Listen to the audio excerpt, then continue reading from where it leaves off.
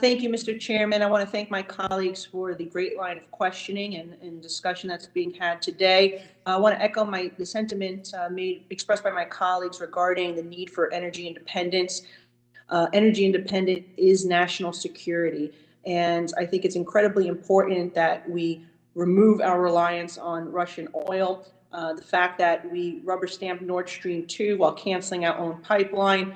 And to hear the secretary say, she mentioned climate.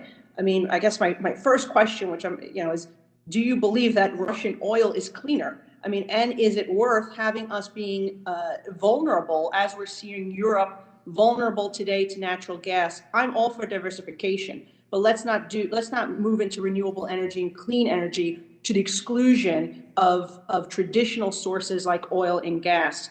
My first question is actually related to the United Nations. Earlier today, the UN ambassador said Russia has bombed residential apartment buildings, it has bombed sacred burial grounds, it has shelled kindergartens and orphanages and hospitals. My question is it the policy of the Biden administration that we should be moving to remove Russia from the United Nations Security Council and the UN Human Rights Council, and are we pushing our ambassador to be doing that? So, Congresswoman, I have heard those suggestions, and as we have said, we are looking at all options. There are procedures, I believe, to remove someone from the UN Security Council takes a change in the UN Charter.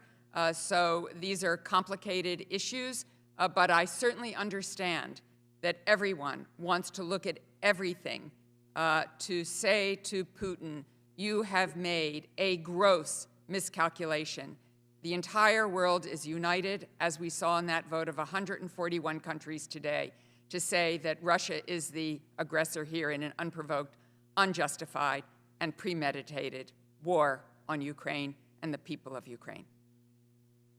Okay, but is it the position of the Biden administration that they should be removed? We are looking at all options, Congresswoman. We have not made that judgment at this time. Okay, well, I strongly urge you to strongly consider that. I think it's important if we want to make Russia an international pariah that we take those measures, and we should be leading from the front on this issue. And obviously, there's resolutions that I'm sponsoring with my colleague, Ms. Tenney, and I hope that my colleagues will support that as well. I got a question related to embassies. Are your embassies, is the Department of State fully staffed, or are you still operating on COVID levels? Are you talking about here in Washington, D.C., around the world? Everywhere around the world. Everywhere around the world is different. I would say we do not have the ambassadors we need, because many of them have been held off the floor even after they've gotten through the Business Committee and the Senate Foreign Relations Committee. So I would make an appeal that you urge your Senate colleagues to move rapidly our nominees through the floor once they get there. The committee's working very hard, but we need ambassadors around the world, as we have just seen. Okay.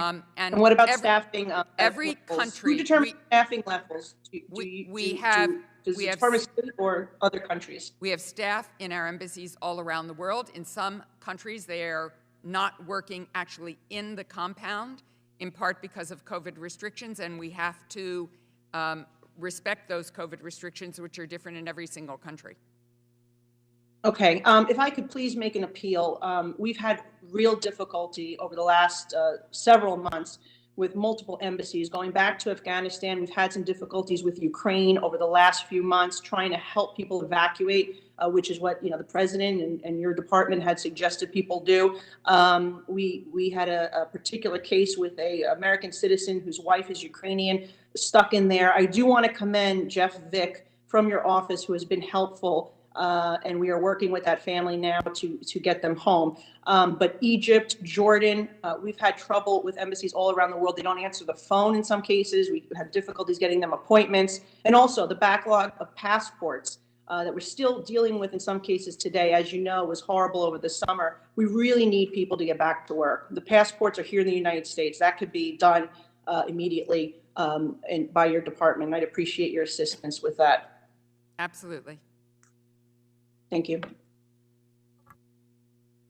Fired. I now recognize Representative Andy Kim of New Jersey for 5 minutes.